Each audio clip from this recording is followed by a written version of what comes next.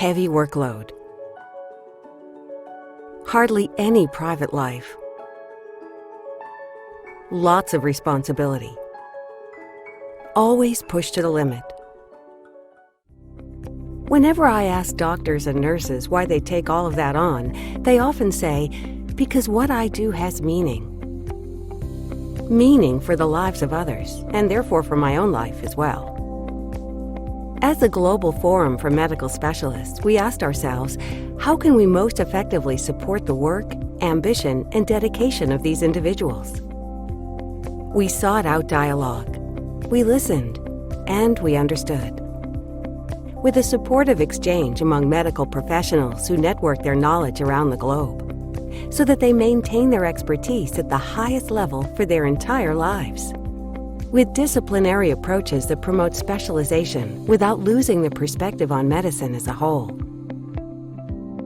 With smart, modular concepts that are compatible with the busy lives of medical practitioners and nurses.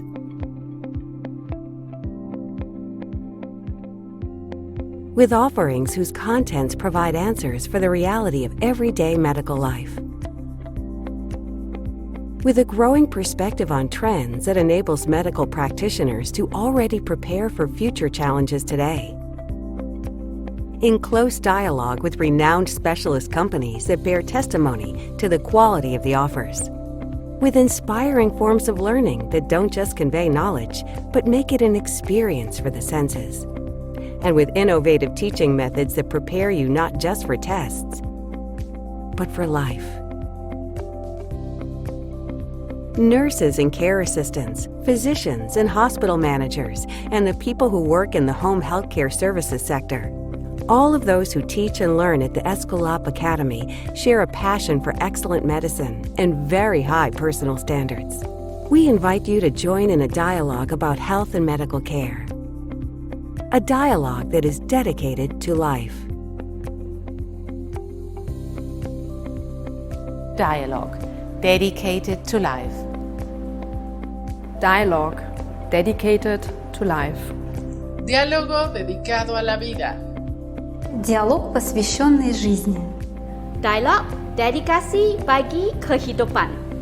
Dialog dedykowany życiu. Dialogue, dedicated to life. الحوار مكرسة للحياة. Diálogo dedicado à vida. Dialog pro život. 对话致力于生命。Dialogue, dedicated to life. Get connected with the Escalop Academy. Olá, bem-vindos a mais um diálogo digital da Escalop Academia. O tema de hoje será sobre as atualidades da artroplastia de joelho. Como todos sabem, a Escalop Academia é um dos principais fóruns de educação continuada para profissionais de saúde, e assim como nós, comprometidos em proteger e melhorar a saúde das pessoas ao redor do mundo. Eu me chamo Renato Ribeiro, sou gerente de produtos da linha de ortopedia, e em nome da Bebral e da Escalop Academia, eu agradeço a disponibilidade dos nossos participantes e especialistas que irão compartilhar conhecimento conosco hoje. Teremos conosco hoje o Dr. Thiago Ribeiro, médico ortopedista graduado pelo Centro Universitário de Lusíada, coordenador do grupo de joelho na Santa Casa de Santos, tem experiência na área de medicina com ênfase em cirurgia ortopédica e cirurgia de patologia do joelho. Teremos também o Dr. Gustavo Constantino, doutor em ciências pela Faculdade de Medicina da USP, médico do Departamento de Ortopedia e Traumatologia do Hospital dos Clínicos da Unicamp, membro da Sociedade Brasileira de Ortopedia e Traumatologia de Boate, membro da Sociedade Brasileira de Cirurgia do Joelho, SBCJ, e coordenador do Banco de Tecidos e Terapia Celular do Hospital dos Clínicos da Unicamp, assim também como o grupo de joelho da Unicamp. Para a moderação desse evento, teremos Natália Macedo, que é a LVP REM responsável pela linha de implantes e de SGM. Os nossos espectadores poderão enviar perguntas via chat durante toda a apresentação. Em função do tempo, apenas algumas delas serão respondidas no final do nosso webinar. As demais respostas serão enviadas por e-mail oportunamente. Ao término dessa transmissão, solicitamos encarecidamente que seja feita uma pesquisa rápida sobre satisfação do evento, que garantirá também o seu certificado de participação. Vale destacar que, em breve, disponibilizaremos a gravação dessa live por e-mail para todos os inscritos e no canal da Bebral no YouTube. Obrigado a todos os envolvidos pela organização do evento e assim como toda a nossa audiência. Dr. Gustavo, a palavra é sua. Muito bom. Bom, agradeço aí ao Renato pela introdução Queria agradecer também, em primeiro lugar, a Vebral e a Academia Esculap pelo convite e passar a palavra para o Thiago também para agradecer. Boa noite a todos, boa noite, Gustavo. Obrigado, Vebral, obrigado, Academia Esculap. Vamos discutir um pouquinho sobre a artroplastia total de joelho. É isso aí. Acho que ficou legal o evento. Eu vi já a minha aula e a aula do Thiago, vocês vão gostar bastante. E o evento, então, é sobre atualidades da artroplastia do joelho. Eu vou falar mais sobre prótese primária. O Dr. Thiago Ribeiro depois fala mais sobre prótese de revisão. E acho que vai ser uma coisa bem completa e interessante. E eu já vou deixar um aviso que é o seguinte, vão fazendo as perguntas já durante a aula, porque quando deixa para fazer, ao final das 2 aulas nós vamos responder perguntas, mas quando deixa para fazer só no final, atrasa, às vezes não chega a tempo a pergunta. Então, se pensar numa pergunta, já vai mandando aí e a gente vai responder no final, ok?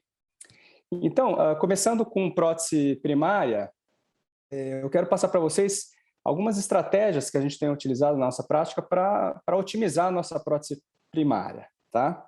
E qual que é a ideia dessa aula? A ideia dessa aula começa com essa pergunta, será que a artroplastia realmente é uma cirurgia de sucesso?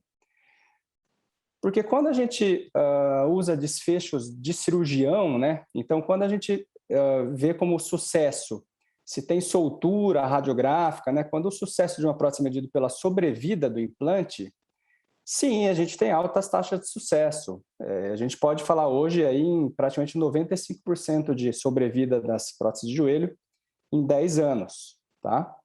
Agora, não é isso que realmente acontece no nosso consultório, né? Acho que quem faz bastante prótese nota que tem alguns pacientes que a prótese está linda ali no raio-x, mas realmente o paciente não fica tão satisfeito. Quando a gente olha os trabalhos, a gente tem uma revisão aqui sistemática recente, que analisou aí 12.800 pacientes com PTJ que tiveram não só análise de sobrevida, mas análise de satisfação e dor, né, e função, coisas mais, critérios mais de função e dor, notaram que você tem 10 e em algumas séries até 35% de pacientes considerados mal resultados, né? Pacientes insatisfeitos e pacientes que têm ainda dor persistente. Então, realmente, a gente precisa adotar táticas para evitar que esse paciente, apesar do raio-x bonito, fique com uma dor persistente, fique insatisfeito. E aí, quando a gente vai buscar as causas de dor persistente, é claro que a gente tem a infecção que a gente deve afastar, e a gente sempre tem que pensar numa infecção, numa prótese primária, né, com dor, mas tirando isso aí, porque ficaria aí num outro capítulo, e muitas vezes é mesmo a culpa do paciente, né, uma infecção hematogênica, tudo, existem causas nossas aí de dor persistente, tá? E eu elenco 3 principais aí. Eu acho que a primeira, não necessariamente a mais importante, mas a primeira aí seria, antes da prótese, né, a indicação incorreta, ou seja, uma pessoa que talvez não fosse hora de fazer uma prótese, não precisaria de uma prótese.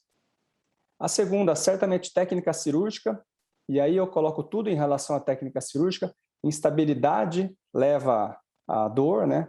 Eu acho que todo mundo aqui que saiu de uma cirurgia com a prótese um pouco instável notou que esse paciente ficou com dor. A escolha de implantes é importante, posicionamento, né? E o mais importante, que eu vou deixar por último, sem dúvida, é o manejo da dor perioperatória. Quem tem dor no pós-operatório imediato, geralmente é a prótese que vai evoluir mal. Aí a pessoa que sai do pós-operatório imediato sem dor, ela evolui muito melhor. Então esse é o terceiro tópico que eu vou falar, mas com certeza o mais importante.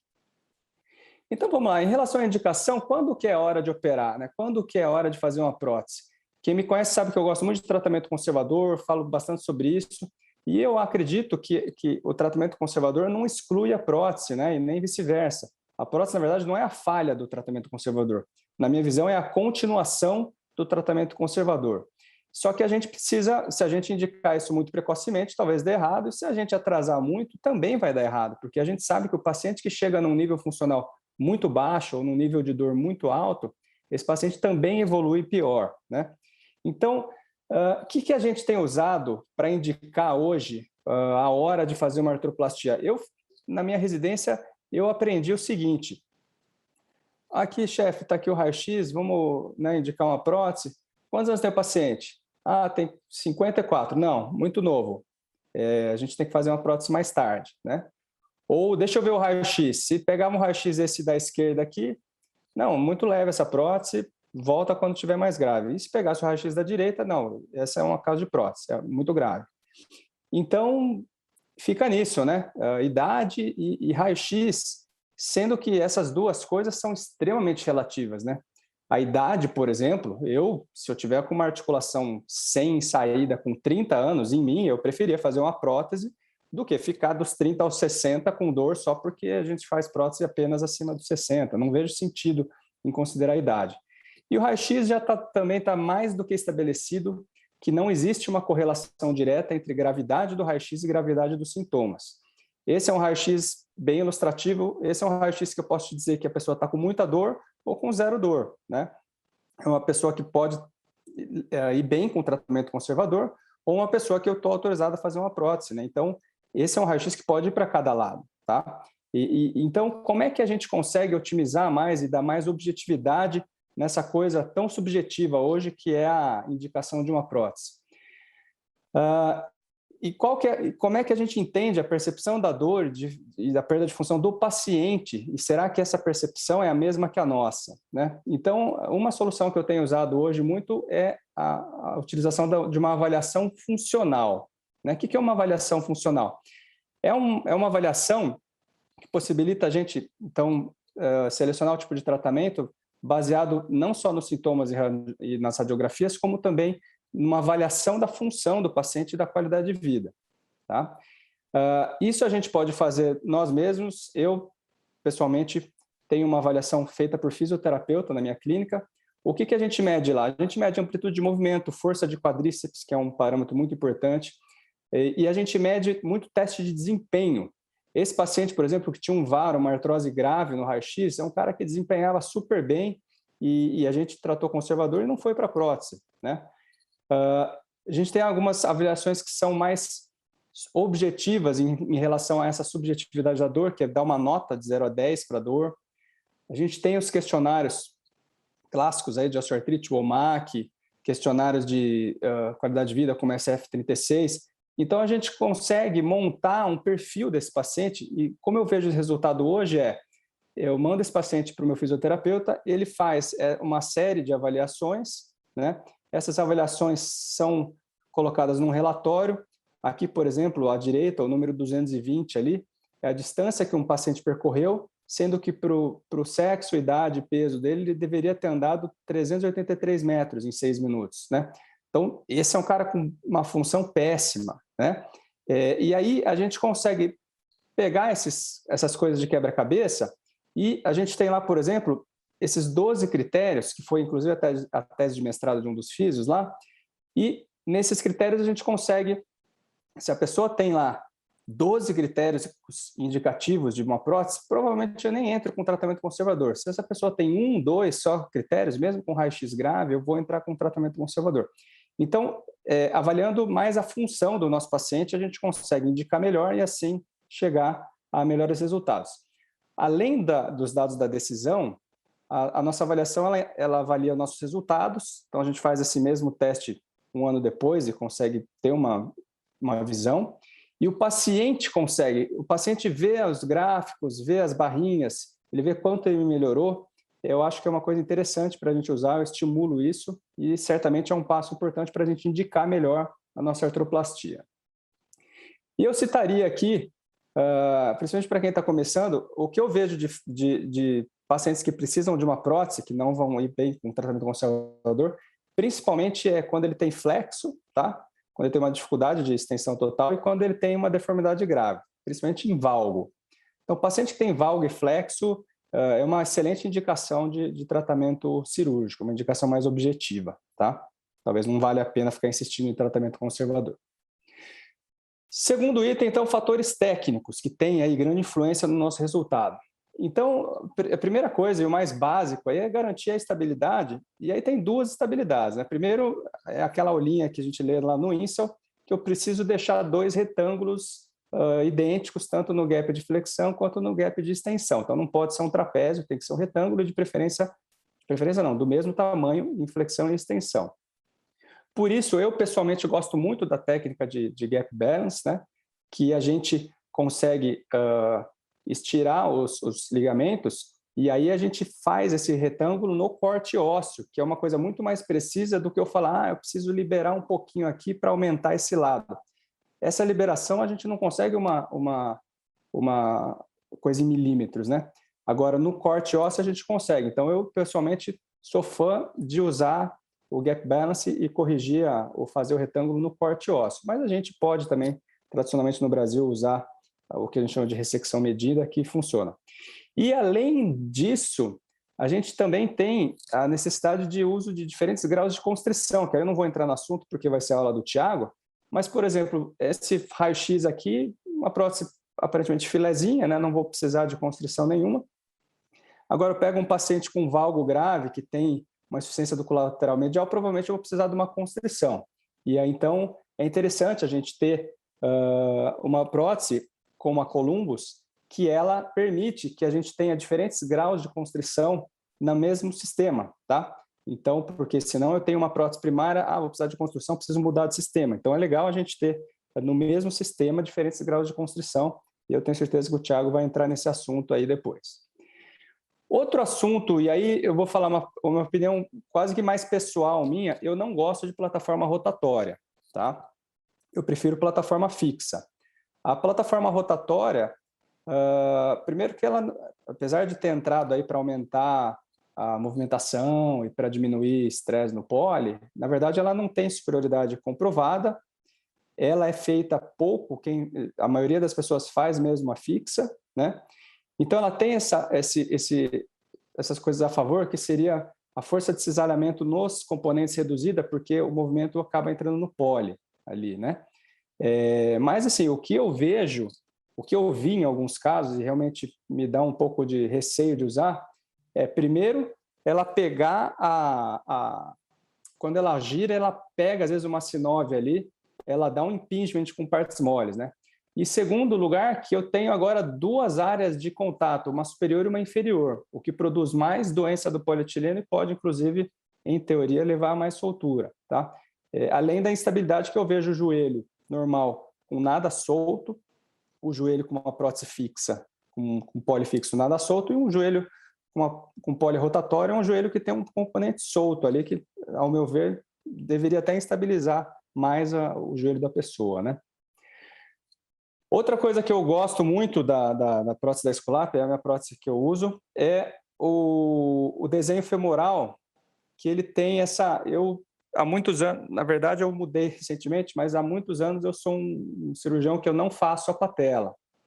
E eu já tive problemas, eu até trago um slide, uma foto aqui pessoal. Então esse lado que está escrito a letra D aqui, o lado direito do paciente, o lado esquerdo da nossa tela, é uma prótese que eu tinha feita de outra empresa, e depois eu fiz a prótese Columbus à esquerda aqui do paciente. E essa é uma foto que fala mais do que 1000 palavras, né?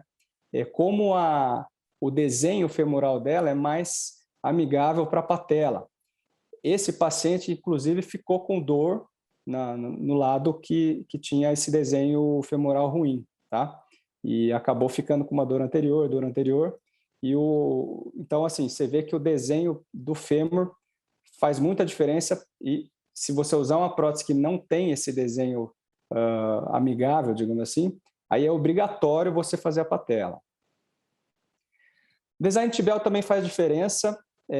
A gente sabe que uma das principais fatores de estabilidade da tíbia é a quilha, né?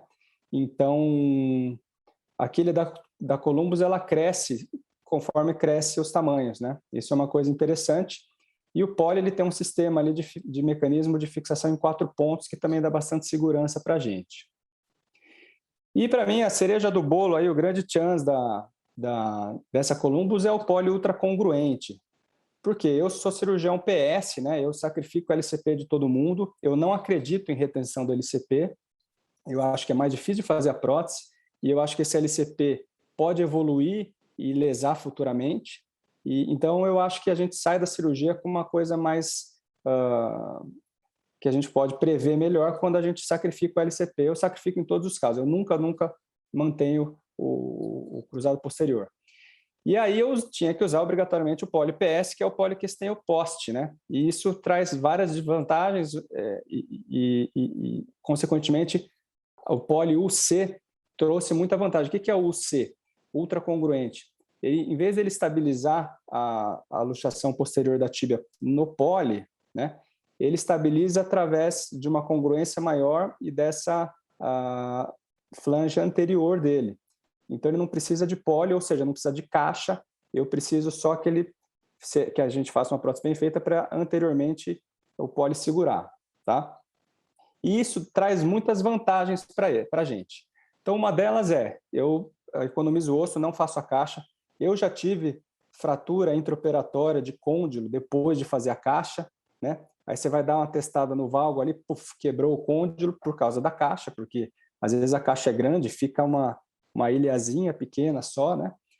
Então, com o poli ultracongruente, a gente não faz a caixa, a gente não perde o tempo para fazer a caixa e a gente não tem o custo de todo o instrumental que a gente precisa para fazer uma caixa, tá? A gente tem também menos desgaste do poli, que é uma coisa importante na sobrevida da prótese. Não tem risco de quebra do poste. Eu já vi, quando eu estava no R4, eu até apresentei isso como um tema livre, 2 quebras de poste, tá? E aí é um transtorno, porque primeiro que o paciente de uma hora para outra fica super instável, você causa doença do polietileno, você tem que fazer uma revisão só para trocar o polietileno, né? E o UC consegue a mesma flexibilidade do CR, né? Então eu tenho os arcos de movimento, desculpa, a flexibilidade aqui, na verdade eu queria dizer outra coisa, eu tenho uma flexibilidade do seguinte, eu posso fazer uma prótese, vamos supor que eu sou um cirurgião CR, e aí, em casos que acabo achando que o LCP está ruim, eu parto para PS. É a mesma prótese, eu não preciso mudar, fazer caixa, entendeu? Eu vou lá, faço a prótese CR, mantendo o cruzado, e se eu decidir mudar para PS, sacrificar o cruzado, é só mudar o poli, tá? A prótese continua a mesma, isso é que é legal.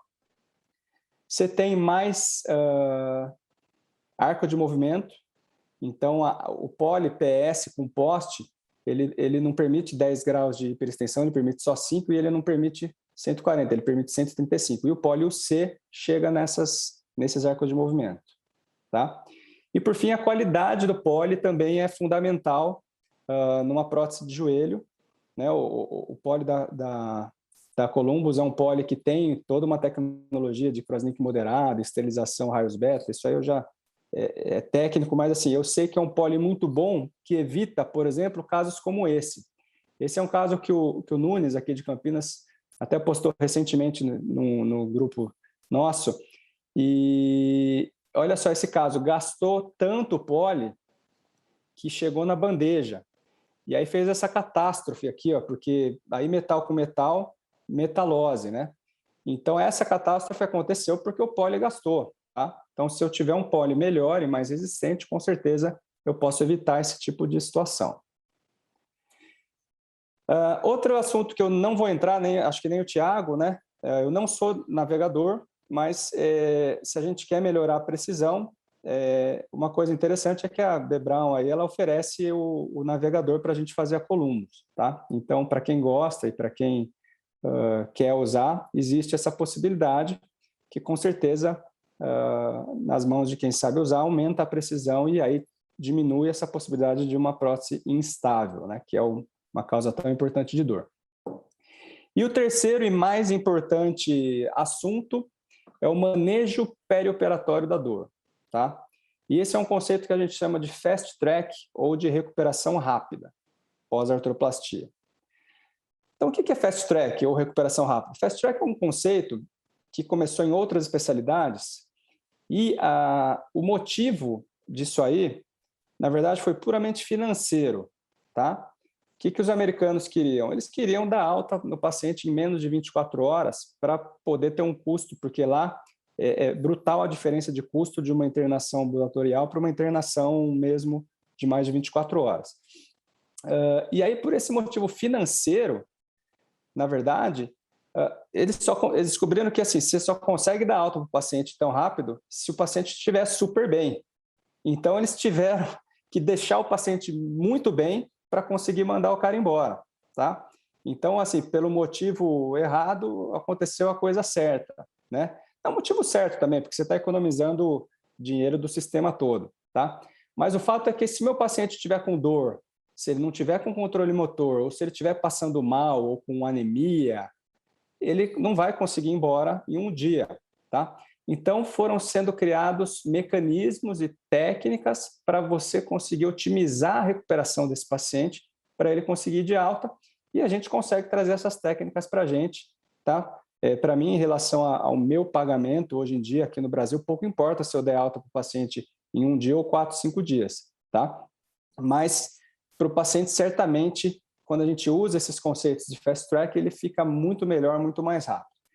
Então, quando a gente fala em fast track, a gente está falando de uma equipe multidisciplinar, tá? Não é um projeto fácil de implementar. A gente aqui na clínica, inclusive com o Instituto Wilson Mello, aqui com o Dr. Wilson Mello, a gente demorou mais ou menos 2 anos para implementar esse conceito aqui, porque ele realmente envolve muita gente, muita reunião e muito conhecimento, tá? E a ideia, então, o objetivo é alta precoce, uma reabilitação mais rápida e, inclusive, uma diminuição de risco de reinternação, que também faz parte do fast track. Não adianta ir embora rápido, só que ter que voltar, né?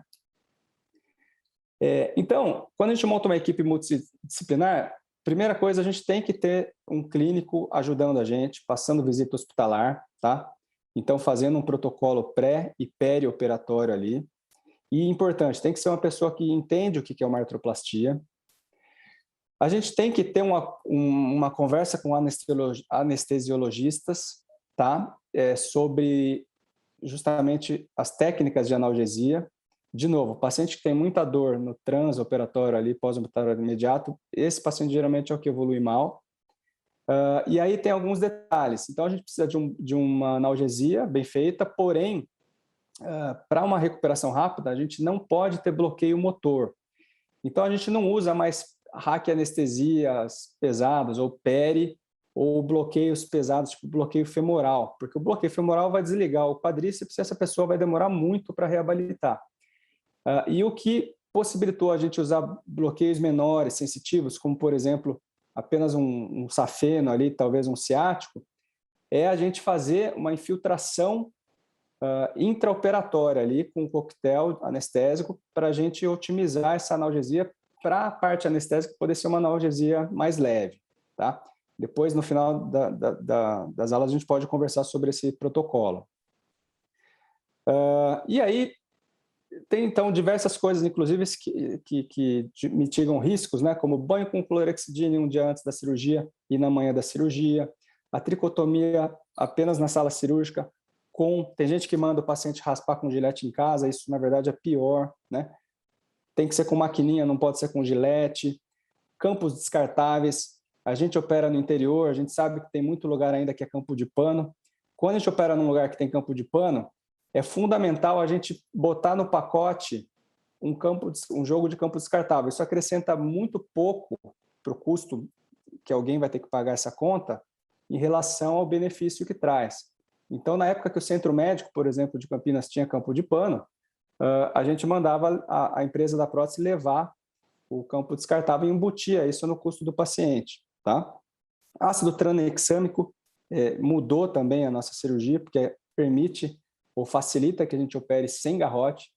Não usar garrote também é um divisor de águas na minha prática, tá? Porque o garrote, ele causa essa... Imagina você ficar 2 horas sem, 1h30, que seja, sem oxigênio ali, criando coisa ruim ali no tecido, né? Então, o garrote, ele facilita, ele até acelera o processo de cirurgia, mas ele causa muito mais dor pós-operatória, né? Então, existe uma série de medidas aí que a gente pode implementar, tá? Aí, em relação a TVP, deixar o leito inteiro de Lemburg, meia elástica, usar aquelas bombinhas de compressão. Eu tenho usado heparina de baixo peso, Clexane, só na internação e alta com AS. Eu não gosto de anticoagulante oral desses tradicionais, Xarelto, etc., que eu acho que isso atrapalha a cicatrização da prótese. deambulação precoce. Então, assim, veja que não é assim, amanhã eu vou fazer um protocolo Fast Track. Tem uma série de coisas aí para implementar, tá? E lembrando que o controle da dor é o número 1, tá? Se ele sai com dor, ele fica com dor. Se ele sai sem dor, a gente vê, claro, isso que aí o paciente evolui muito mais fácil. Então, no controle da dor, a gente tem também as coisas preemptivas, tá? Então, um dia antes, ele toma um anti-inflamatório e pode tomar também pregabalina. A gente tem essa conversa com o anestesista deles usarem altas doses de corticoide no intraoperatório, EV, que também diminui dor, né? E ter uma analgesia pós-operatória também eficiente. E, por fim, fisioterapeuta no PO imediato, de preferência, e também já botando a pessoa para ficar em pé o quanto antes, preferência no PO imediato ou no primeiro PO, tá? Muito bem, então é só tudo isso. Eu acho que quem quiser a gente pode conversar melhor depois, não dá para eu ficar, tá? Estou ficando sem tempo aqui. E para finalizar, então, resumão aí. Analgesia preemptiva com pregabalina e anti-inflamatório pré-operatório. Operar sem garrote vale a pena, faz a diferença. Antibiótico corticoide, o bloqueio sensitivo, sem ser bloqueio motor, e a infiltração das vias cirúrgicas, tá? Hoje a gente tem dado alta no segundo pós-operatório. Sobre a infiltração, só para mostrar para vocês como a gente faz, eu uso um coquetel de 100 ml, tá? Nesse 100 ml é 20 ml de naropim, a 7,5, que dá 150 mg de naropim. A gente põe também metilprednisolona, cetorolaco e soro fisiológico. E aí eu injeto 20 ml atrás de cada côndilo, então só aí já dá 40 ml, tá? Essa injeção bem medializada, perto da artéria mesmo, é um bloqueio que o anestesista chama de IPEC, né? Então é um bloqueio ciático. Depois a gente injeta cápsula, depois colaterais, tá? Então isso também faz uma enorme diferença. E o momento ideal para mim é esse, ó, é logo antes da gente cimentar a prótese, tá? E você vê que com bastante sangue aí, porque a gente opera sem garrote. Certo? Então, a gente até está enviando uma série de casos nossa, feitas no Instituto para publicação na RBO, tá? E a gente teve aí 74 pacientes, uma transfusão de bolsa de sangue, tá? E 0 reinternação. Então, é um protocolo realmente que consegue otimizar o nosso paciente e consegue entregar ele no PO1 aí, com esse tipo de controle motor já e arco de movimento, tá? Então, é assim, são coisas que vale a pena a gente ir atrás para fazer, porque a gente vai ter um resultado melhor na cirurgia. Ok? Então, como conclusão, para a gente não ter resultado ruim ou otimizar pelos nossos resultados, indicação correta, escolha do implante, técnica cirúrgica adequada, obviamente, e tentar usar um protocolo de recuperação rápida. Certo? Muito bem. Então, eu queria agradecer de novo o convite. Quem quiser entrar em contato, tem meu celular aí, quiser me mandar mensagem, fazer pergunta, fico à disposição. Queria chamar agora o Dr. Thiago Ribeiro, que é quem vai apresentar o segundo módulo aí. O Thiago já foi apresentado pelo Renato. Então, vamos passar para o Thiago aí, enquanto ele consegue... Eu vou segurando aqui enquanto ele bota a aula dele. Botou aí, né? Thiagão, então tá com você aí. Vamos lá. Vamos lá. Boa noite a todos novamente. Parabéns pela aula, Gustavo. Bem legal. A parte do Fast Track é bem importante. Eu estou tentando implementar na Santa Casa, mas realmente envolve uma equipe multidisciplinar, mas é um conceito bem interessante. Eu acho bem legal. A minha aula vai ser sobre como definir o grau de constrição na ATJ. Vamos falar um pouquinho sobre isso e sobre revisão também, galera. Então, toda vez que a gente fala sobre constrição, de como definir a constrição, parece uma coisa meio abstrata, né? Precisamos definir com menor grau de constrição, mas a gente tem que pensar na estabilidade ligamentar. Então, eu acredito que para a gente poder entender realmente como que a gente define a constrição na artroplastia, eu acho que a gente precisa definir alguns conceitos. O primeiro, a gente entender um pouquinho a perspectiva histórica, né? Então, no século XIX, começou a ideia de artroplastia do modo geral, mas era uma artroplastia no início sem implante. Então, era um paciente com uma infecção, uma pioartrite ou alguma sequela de trauma, e os cirurgiões da época, eles ressecavam a cartilagem e colocavam algum tecido interpondo a articulação. A ideia disso era resolver a dor. Ela funcionava muito bem no início, né? Então, funcionalmente, ela ia se deteriorando, resolvia a dor, mas por conta da instabilidade do joelho, logo ele perdia a função e começavam os problemas. Então, nos anos 50, Waldius, ele pensou numa prótese para esse joelho, metal no lugar do joelho. Ele criou uma prótese em dobradiça. Ela teve um resultado muito semelhante à interposição de partes moles. Então, no começo, resolvia o problema de dor, ele substituía aquela cartilagem que estava degenerada, estava causando a dor no paciente, mas ela tinha um problema de ter uma soltura precoce. Em 1, 2 anos, essa prótese estava solta e, às vezes, o problema era maior do que o inicial.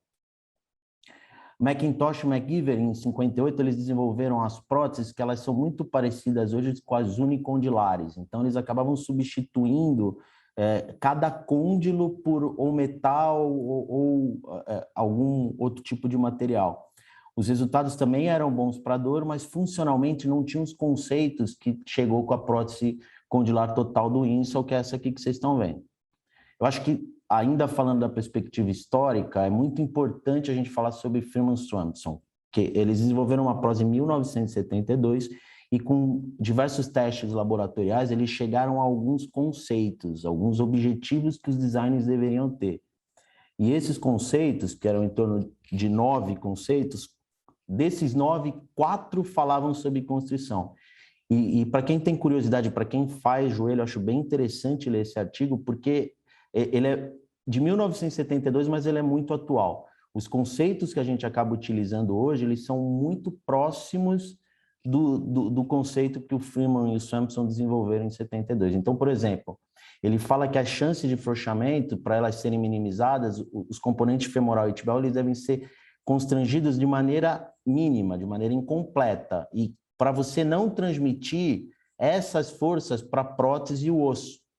E os atritos entre os componentes também precisam ser minimizados. Então, os designers, eles têm que pensar no atrito para você diminuir partícula e essas partículas acabarem levando à soltura precoce. Ele fala que uma prótese ela precisa movimentar de no máximo 5 graus de hiperextensão até pelo menos os 90 graus de flexão. Isso é um número que a gente ainda hoje escuta, né? O paciente tem que chegar pelo menos a 90 graus de flexão para ter uma boa função. É claro que com os designs mais modernos, a gente acaba conseguindo um grau de flexão quase total na maioria desses pacientes. Tem que ter alguma liberdade de rotação, mas ela precisa ser resistida. E os momentos excessivos em qualquer direção, eles precisam ser resistidos pelos tecidos moles, particularmente pelos colaterais. Isso é um preceito, um conceito dos Freeman e do Swanson. Então, ainda hoje, a gente entende que o balanço ligamentar ele é muito importante para o funcionamento da prótese. Agora, o que dividiu a artroplastia, né, é a prótese condilar do Insel, do Hanawa, do Scott e do Walker. Eles publicaram um trabalho em 1976 com 220 próteses, que eles iniciaram em 1970. Então, o trabalho vai ter 3 a 5 anos de segmento, atingindo os 90% de bons resultados. Como o Dr. Gustavo falou na aula dele, o que se considera bom resultado talvez seja um limitador do artigo, porque bom resultado era função e conceito de dor. Com 3 a 5 anos de artroplastia, geralmente o paciente ele evolui bem para dor. Então, talvez, se a gente fosse analisar com os conceitos atuais, talvez esses bons resultados diminuíssem um pouquinho. Mas ele apresentou 3 casos de infecção, então bate mais ou menos com a literatura atual, e 4 casos de luxação posterior, talvez porque o design da prótese ele não tinha uma constrição tão grande e algumas deformidades mais avançadas, talvez eles não consigam suprimir com a estabilidade ligamentar inadequada. Então, esses são os 2 modelos, ele tem o modelo CR e o modelo PS, e eles eram all poly, né? Eles não tinham a base tibial de metal. Isso tem vantagens e desvantagens. Na Alemanha, eles estão voltando um pouquinho com o All-Poly. Acho que em relação a custo é uma boa. E eu acho que talvez a soltura precoce, que acabou sendo abandonada por conta do polietileno não ter o metal, ele acabou sendo por conta da construção, dos designs mais antigos da prótese. É importante a gente pensar em constrição, a gente entender o design da prótese, porque uma das coisas que determinam o grau de constrição é o design dela. Basicamente, a gente tem 3 conceitos que a gente tem que pensar na hora do design da prótese, que é o rollback femoral, a constrição e a modularidade. Em relação ao rollback femoral, o rollback é uma translação posterior do fêmur que vai evoluindo para flexão, e ela é controlada pelo LCA e principalmente pelo LCP. Se você tem uma prótese que vai preservar ou não o LCP, ou se esse LCP está intacto ou mais tenso do que ele deveria estar, isso vai influenciar com o rollback. Então, você precisa ter próteses que ou imitem ou cheguem próximo desse mecanismo. Quando você tem um rollback femoral preservado, a função do quadríceps é melhor. Em relação à constrição, é a capacidade de prover estabilidade, mediante a frouxidão ligamentar ou perda óssea. Então, com o aumento dessa frouxidão, com esse desbalanço ligamentar, esse desequilíbrio ligamentar, é muito importante a gente aumentar a constrição da prótese. Então, a gente precisa avaliar bem os ligamentos colaterais, o cruzado posterior, saber qual que é a integridade que esses ligamentos apresentam. Os exames radiológicos com perda óssea são importantes a gente entender, porque é importante a gente aumentar a constrição em face dessa frouxidão ligamentar ou desse aumento da perda óssea. E a modularidade é a capacidade de você acrescentar componente na prótese justamente para você conseguir restaurar essa perda óssea e equilibrar os ligamentos colaterais. Então, é importante quando você vai para uma artroplastia, você saber o tamanho do poli que essa prótese tem prótese que tem uma variedade maior de tamanho, de espessura de polietileno, calço, qual quantidade de calço, se você tem calço, se você tem cunha, haste, tamanho de haste, se a haste é cimentada, se a haste não é cimentada, porque isso vai ser importante para você definir a tua constrição e o resultado da tua artroplastia. Então, vamos falar um pouquinho sobre os tipos de prótese que isso vai influenciar na constrição. As próteses que preservam o ligamento cruzado posterior são as próteses de menor constrição. Então, obrigatório o LCP estar intacto, e isso é uma grande dificuldade. Às vezes o LCP está intacto no momento da cirurgia, mas ele está degenerado, e aí isso progressivamente vai levando a uma instabilidade. Ou então esse LCP está tenso demais, e você acaba não fazendo as liberações adequadas e você acaba tendo um problema em relação à flexão do paciente. É muito importante para você fazer uma prótese em que você preserve o ligamento cruzado posterior, o grau de deformidade. Quanto maior o grau de deformidade, mais difícil de você equilibrar esses ligamentos, mais difícil de você ter o LCP íntegro o suficiente. Então, geralmente se considera uma prótese CR quando você tem uma deformidade em varo menor que 10 graus, ou uma deformidade em valgo maior do que 15 graus. Isso é um pouquinho relativo, mas a dificuldade que você tem de balanço ligamentar e o problema da evolução desse desbalanço ligamentar acaba dificultando um pouquinho a utilização da prótese CR. A grande vantagem é que ela restaura a cinemática normal do joelho, ou bem próxima da cinemática normal do joelho. E isso faz com que o paciente tenha melhor propriocepção. Então, às vezes, uma das queixas do paciente uma dificuldade, por exemplo, de subir e descer escada. E às vezes, quando você tem uma cinemática normal do paciente, isso acaba sendo uma vantagem, ele acaba tendo uma satisfação maior no procedimento. Às vezes você avalia o paciente radiologicamente ou função, você vê o paciente, ele tem 120 graus de flexão, ele está estendendo completamente, ele tem uma marcha adequada, mas às vezes o paciente ele não se sente satisfeito. Os graus de insatisfação na artroplastia, eles giram em torno de 20 a 15%.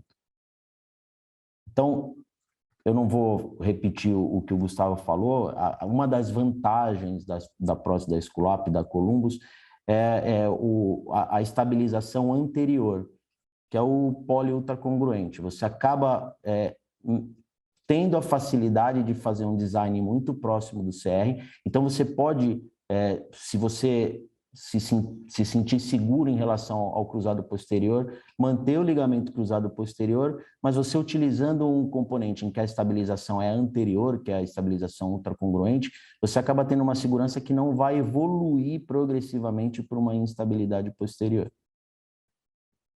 As próteses PS, que são as próteses que você sacrifica o ligamento cruzado posterior, ela é uma prótese muito mais fácil de balancear, porque quando você libera o ligamento cruzado posterior, o que vai acontecer é que o teu espaço em extensão vai ficar maior.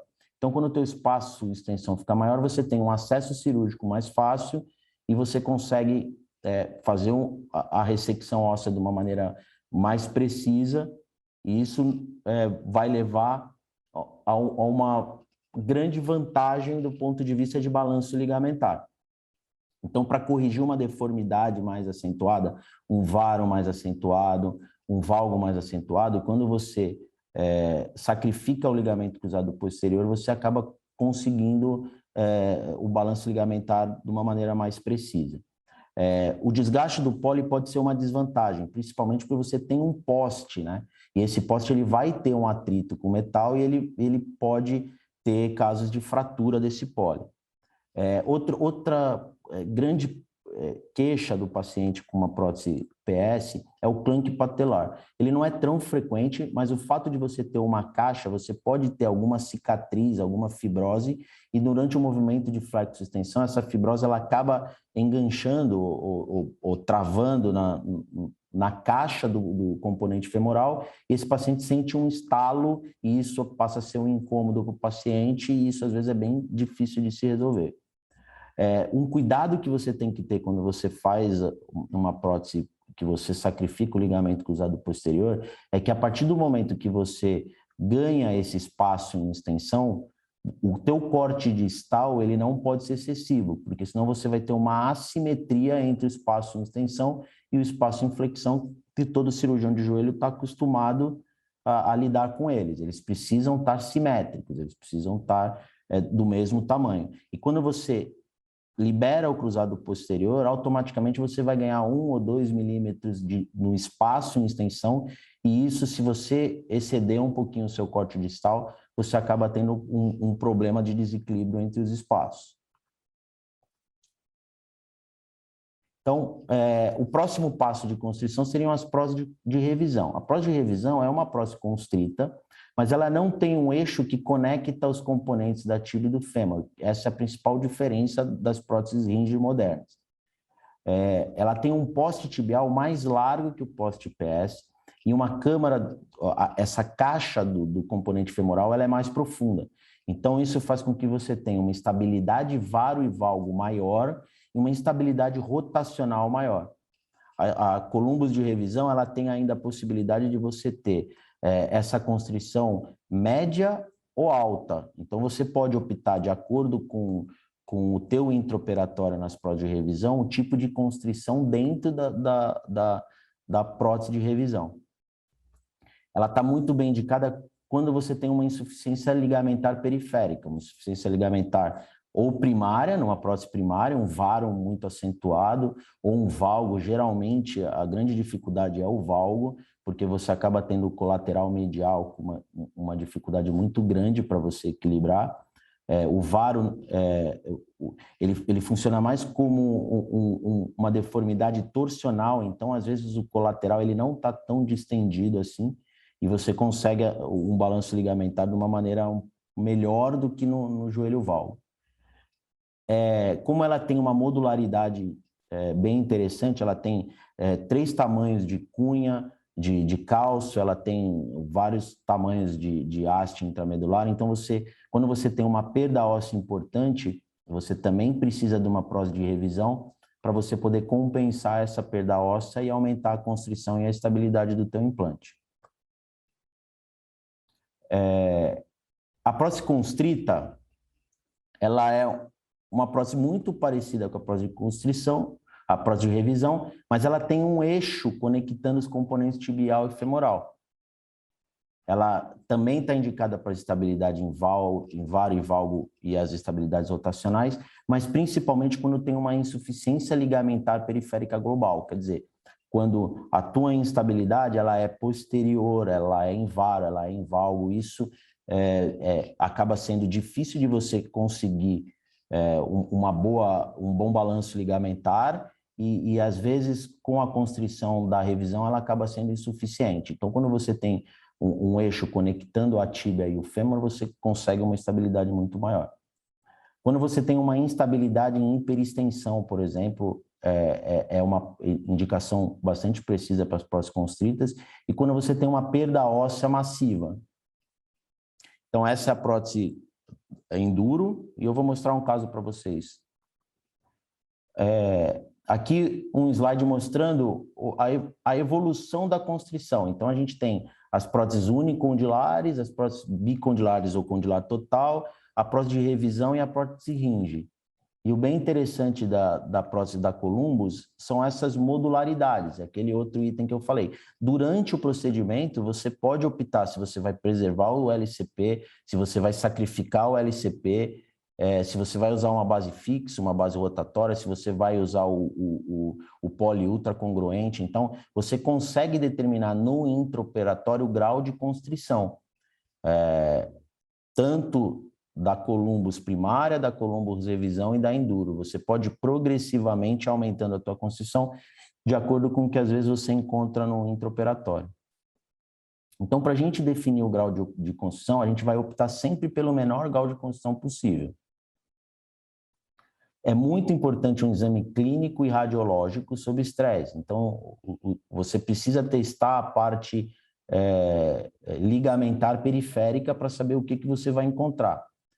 Cuidado com o conceito teórico em relação aos design da tua artroplastia e estar preparada no procedimento cirúrgico. Como a prótese ela te permite aumentar os graus de constrição de acordo com o procedimento, então é muito importante que você esteja preparado para aumentar esse grau de constrição caso você necessite.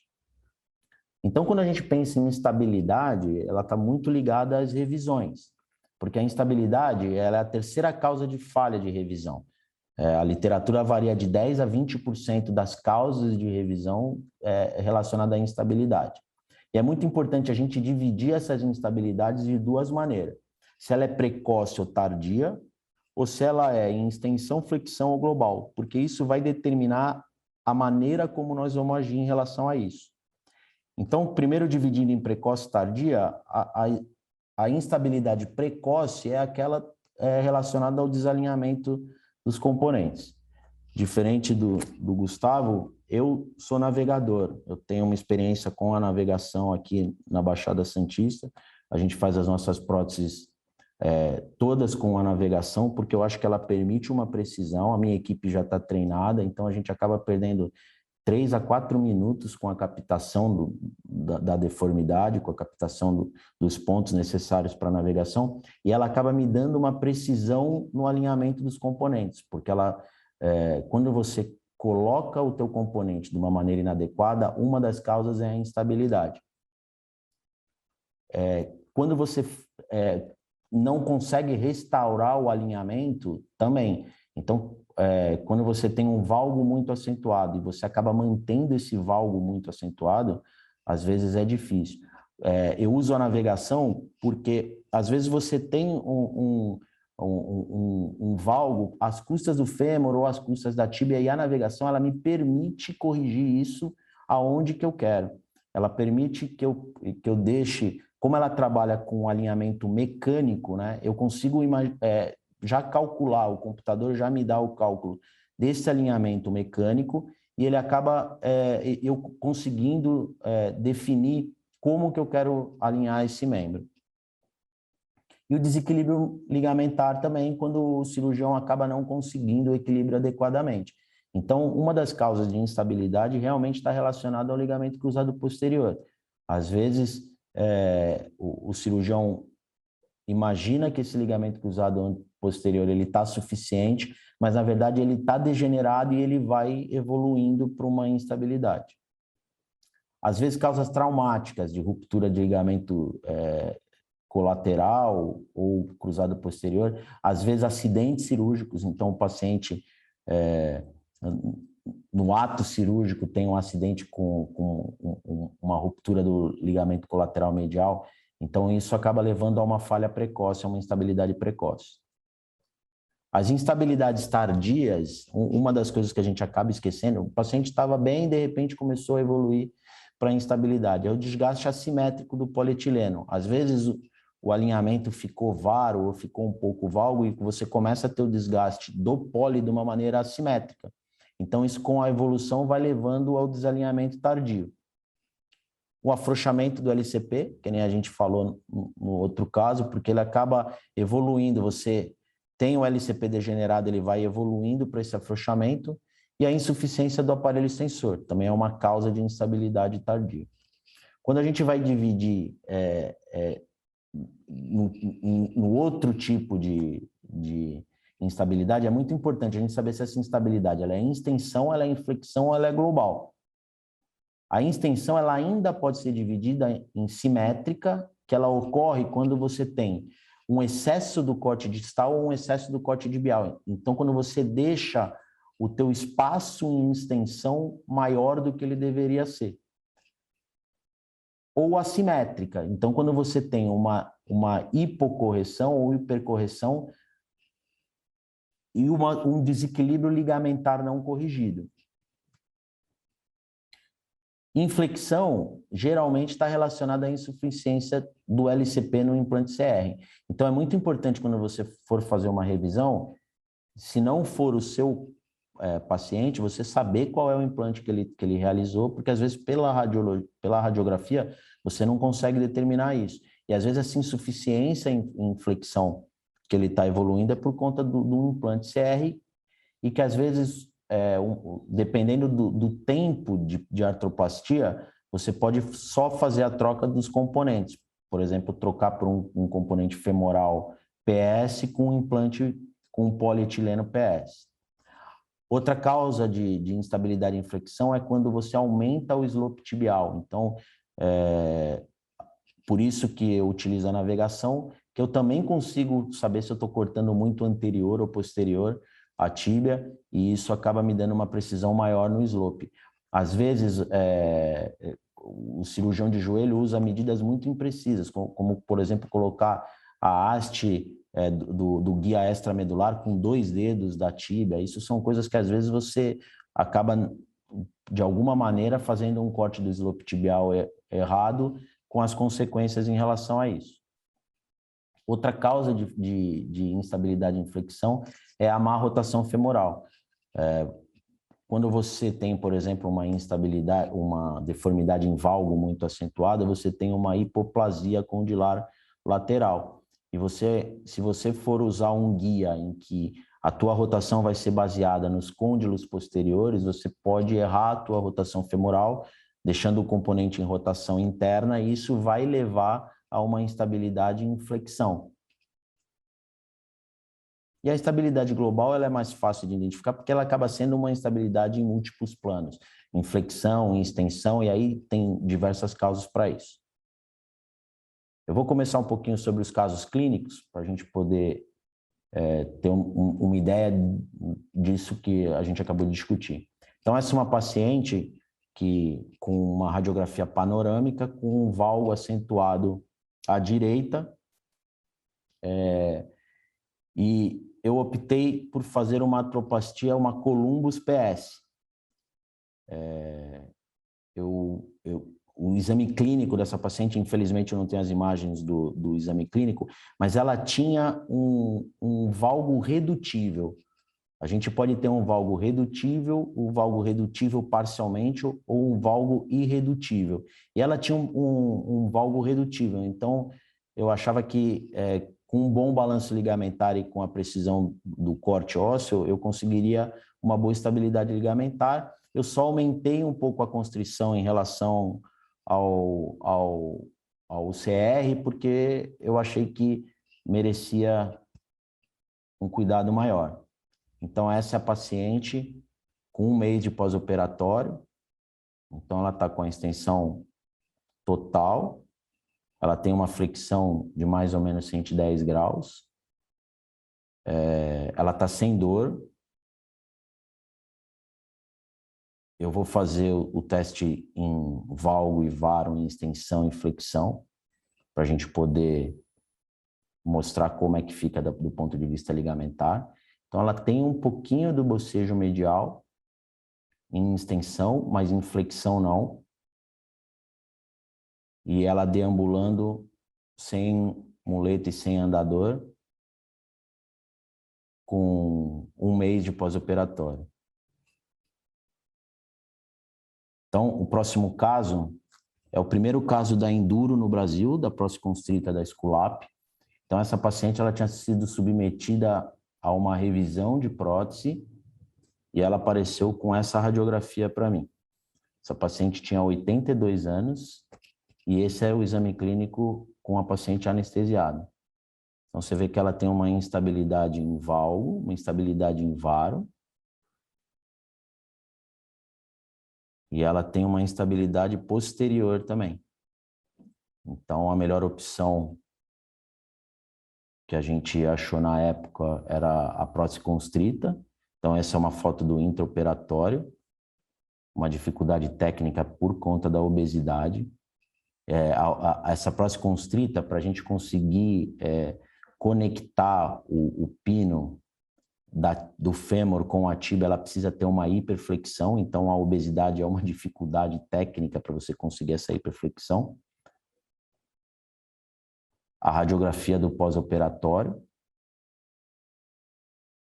E aqui a paciente no primeiro pós-operatório, com uma flexão de pelo menos 90 graus, extensão total.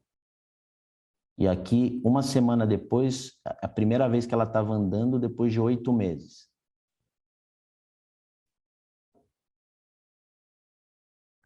Esse é um outro caso, um paciente com um varo bilateral, em que com a radiografia sob estresse, você via que a grande dificuldade era a perda óssea. No exame clínico, ele tinha uma dificuldade no estresse em varo. O estresse em varo era redutível parcialmente, mas o estresse em valgo, ele era bem difícil da gente conseguir um bom equilíbrio ligamentar. Então, eu optei por fazer 2 próteses constritas em 2 tempos diferentes. A gente fez primeiro uma. O grande cuidado que você tem que ter com um varo bilateral é que quando você corrige a deformidade, vai existir uma discrepância de membros, né? de comprimento de membros, porque o outro membro vai continuar com a deformidade. Então, ou você faz a artroplastia no mesmo tempo, a outra opção é você deixar o paciente sem pisar, para ele não evoluir com um flexo na prótese operada, ou então você corrigir essa altura com um calço, e foi isso que a gente fez. Esse paciente ficou 3 meses com calço, para depois a gente corrigir o outro joelho. E aqui são as fotos com o paciente com 2 meses do pós-operatório da segunda prótese. Então, com uma DM completa, o paciente com joelho estável. Esse é um caso também com varo bilateral. A grande dificuldade dessa paciente era que o varo também era irredutível, né, ou redutível parcialmente. A gente não tinha uma boa opção. E nesse caso, eu optei pela prótese de revisão. E aí a gente teve um acidente no intraoperatório. Vocês podem reparar que tem uma fratura, uma avulsão do ligamento colateral medial, e que eu fixei com 2 parafusos. Talvez se eu tivesse com uma prótese constrita, eu não teria a preocupação no equilíbrio ligamentar. Eu acompanhei um cirurgião na Alemanha que ele fazia o banana peel, quer dizer, ele descolava os ligamentos colaterais para poder obter um acesso bom. Então, se tivesse a opção da constrita nesse caso, talvez eu não tivesse tido a avulsão, mas com a fixação do parafuso, com o parafuso, esse aqui é a paciente com 20 dias de pós-operatório, então ela já está fazendo um agachamento, já está fazendo a fisio e deambulando sem muletas com 20 dias de pós-operatório, sem dor e com o joelho estável. Para finalizar, uma radiografia com osteoartrose bilateral, e que eu tenho feito alguns casos aqui em Santos da prótese bilateral. Eu considero quando essa deformidade é acentuada, quando o paciente tem todos os exames pré-operatórios e condição de saúde boa, e quando o paciente deseja, e quando a primeira cirurgia ela ocorre de maneira tranquila. Então, mesmo indo preparado para fazer a prótese bilateral, o paciente sabe que ele pode sair com apenas uma cirurgia, depende do intraoperatório da primeira cirurgia. Então, eu não tenho a radiografia em perfil, mas eu fiz as próteses navegadas, então você vê que a precisão do corte ela é bem interessante, e eu consigo deixar o eixo mecânico, por exemplo, com 1 ou 2 de varo. Se esse varo é muito acentuado, isso acaba aliviando muito a pressão no compartimento medial, no colateral medial, e acaba diminuindo bastante a dor do paciente. Esse aqui é o pós-operatório com 1 mês de evolução. E isso aqui é com 4 meses de evolução. Então, um paciente bem satisfeito, já com os 2 joelhos operados. Então, como mensagem final, vamos optar sempre pelo menor grau de constrição possível. O exame clínico e o radiológico sob estresse é muito importante. Ele determina para a gente como que está a suficiência ligamentar periférica. Cuidado com os conceitos teóricos de balanço ligamentar, de espaços, inflexão, extensão, e os designs da prótese, e é muito importante você estar preparado durante o procedimento cirúrgico. Então, na dúvida sobre qual constrição você deve optar, você tem que ter na sala todas as constrições possíveis. Era essa a mensagem, esse é meu contato, obrigado a todos. Vamos para as dúvidas e perguntas, né, Gustavo? Vamos retomar. Legal, vamos lá. Bacana, hein, Tiagão? Parabéns aí pela aula, muito bom. E eu vou começar com teve umas perguntinhas para mim, para você que estava dando aula e se inteirando aí nas perguntas que foram endereçadas a você, tá?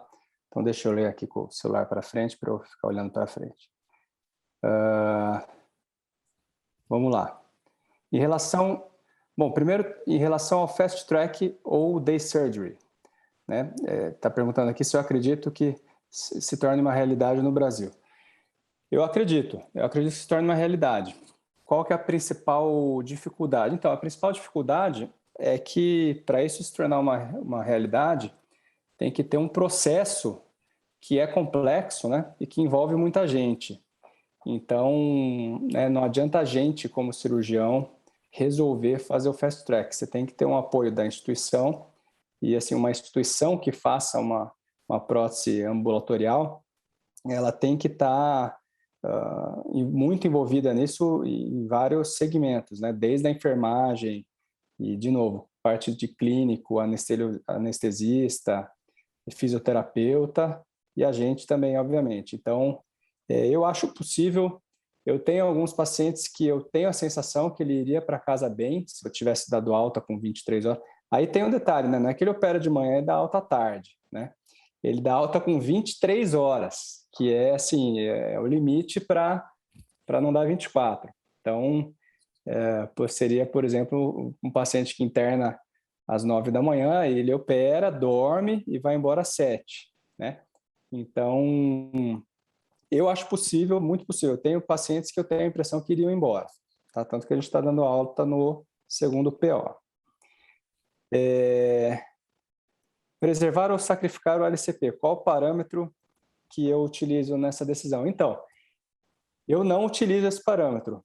Eu te falo, eu nunca preservei um LCP, nunca quis preservar. Eu saí da residência, eu acho que eu tinha a influência ali de quem me ensinou que todo mundo sacrificava, E eu fui convencido que, assim, tornava a cirurgia um pouco mais tranquila, né, de balancear, e o pós-operatório eu acho que fica mais previsível.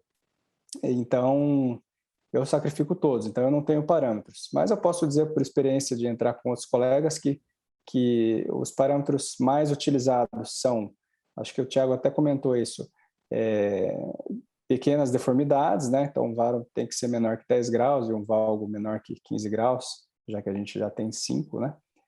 E o LCP íntegro ali, durante a cirurgia, você perceber a qualidade do tecido e você efetivamente conseguir fazer uma técnica sem lesar ele até o final, porque eu já vi caso também de que o cirurgião ia preservar, mas no fim das contas acabou bifando ali e resolveu tirar, né? Então, assim, os principais parâmetros seriam esses. Você mantém algum caso, Thiago? Não, Gustavo, eu acho que é muito difícil de você ter a certeza que o LCP está íntegro e está suficiente. O corte, você tem que ter um cuidado maior no corte tibial, que acaba sendo uma dificuldade técnica também para você preservar o ligamento cruzado posterior. E com o advento dos pólis ultracongruentes, eu acho que isso acabou deixando de ser um problema tão grande, porque você pode tentar preservar ou não o teu ligamento cruzado posterior. Eu simplesmente não me preocupo com ele, a não ser que ele esteja tenso demais, que a gente vê isso com o espaço. Mas na prática eu não preservo nenhum ligamento cruzado posterior também, acho que não é uma vantagem muito grande. A vantagem teórica de propriocepção ou de função, ela não se estabelece na prática clínica, não tem tanta diferença assim do ponto de vista de função para o PS ou para o CR. Concordo, eu acho que fica uma coisa que você faz sempre a mesma coisa se sacrificar todo mundo.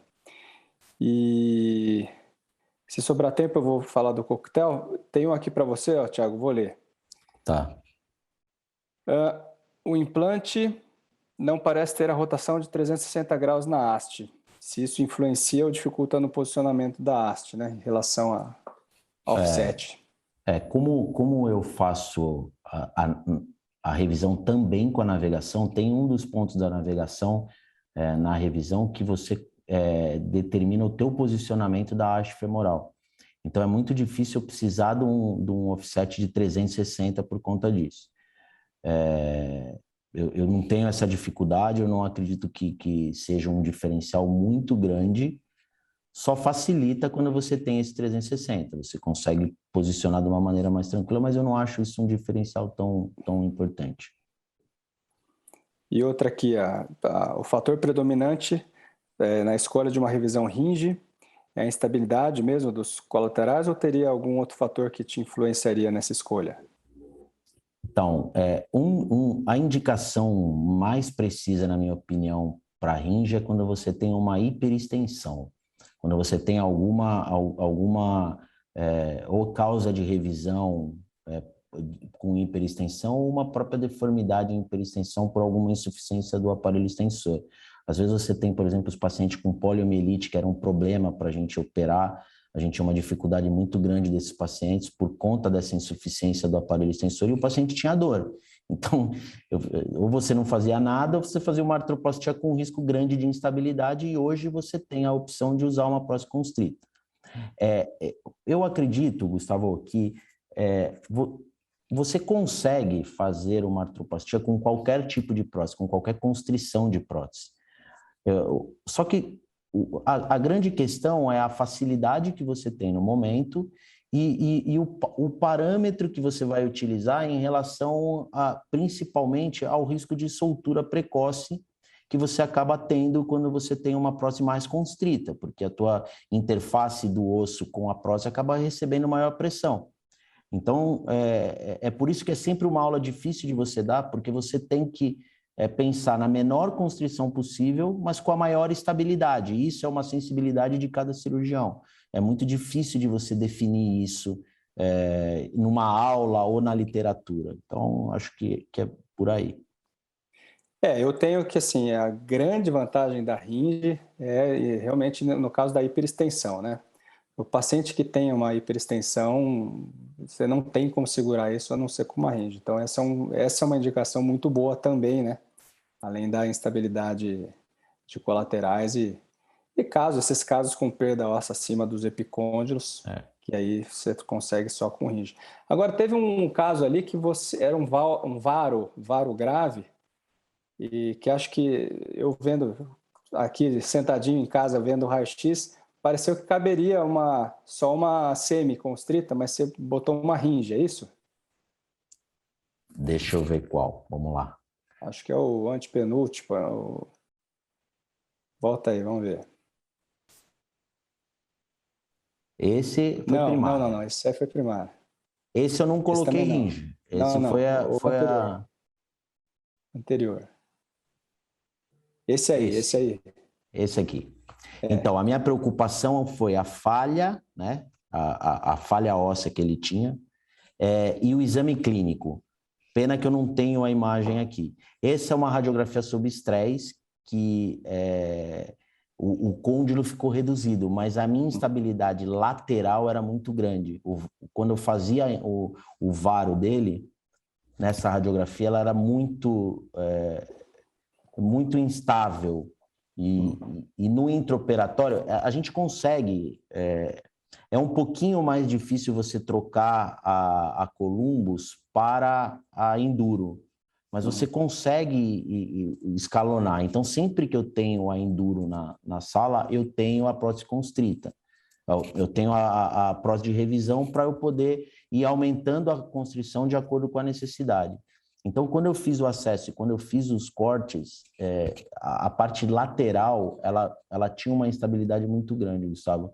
Então, eu achei que talvez eu teria problema em manter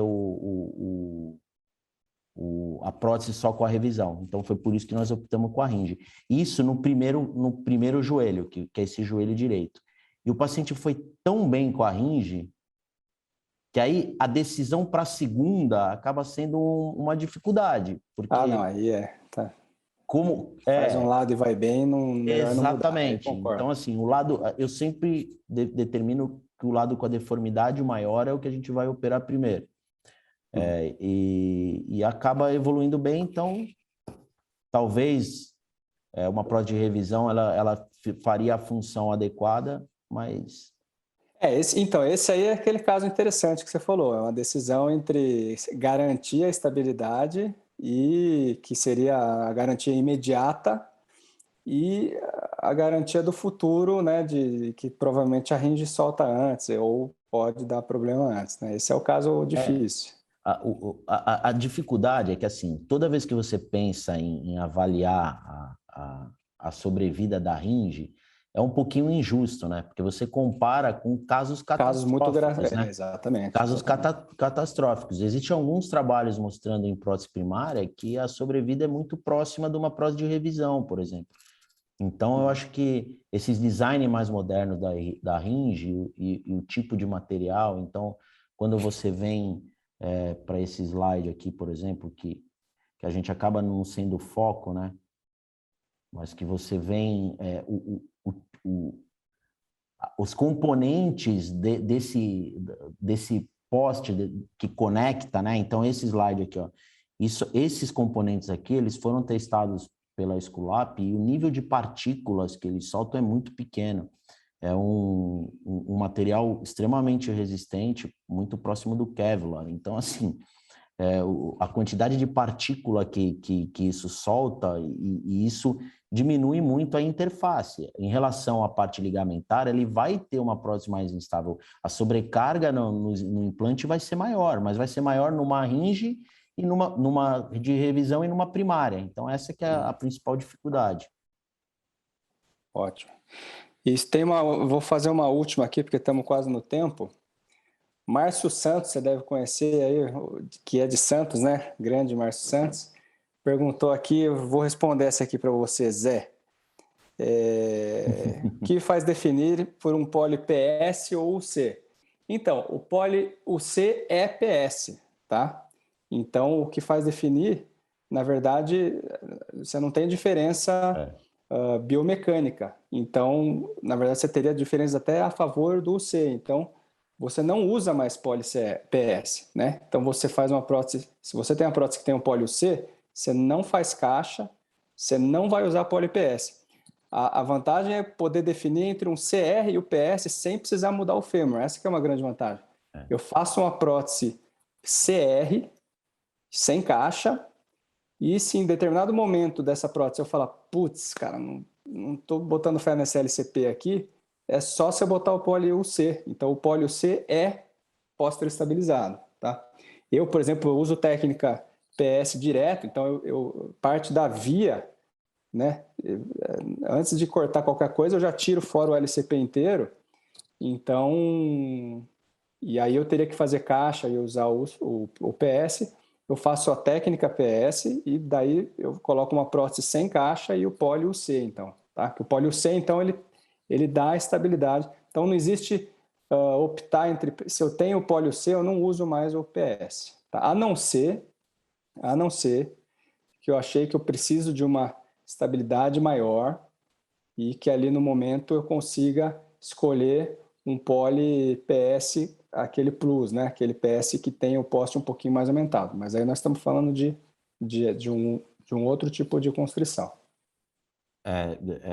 Eu concordo com isso, Gustavo. Quando você pensa no PS, por exemplo, é para uma instabilidade em varovalgo, não antero-posterior. Talvez entre o PS e o C seria a instabilidade em valgo, por exemplo, uma deformidade em valgo, uma deformidade em varo muito acentuada, em que você tem essa instabilidade.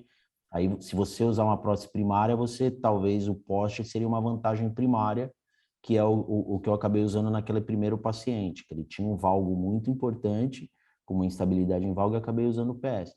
O UC, ele é ultracongruente, mas eu acho que o nome mais adequado seria a AS, né? Porque a estabilização, ela acaba ocorrendo por conta da parte anterior maior, e é o princípio do caminhão tentar subir uma colina, por exemplo, sem um motor de força. Ele acaba fazendo a flexão porque ele bate no componente anterior e ele flexiona. Então, isso foi uma vantagem muito grande, realmente, na minha opinião, porque você tem uma segurança maior em relação ao cruzado posterior.